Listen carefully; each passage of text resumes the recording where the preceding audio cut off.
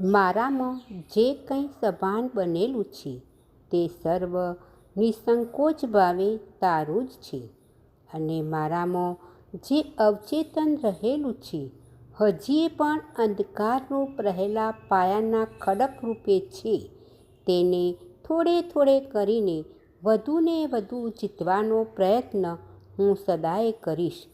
હે દિવ્ય પ્રેમ ગુરુ, શાશ્વત મહાશિક્ષક, તું અમારા જીવનોને દોરી રહ્યું છે. અમે કેવળ તારી અંદર અને કેવળ તારે ખાતર જ જીવન જીવવા ઈચ્છીએ છીએ.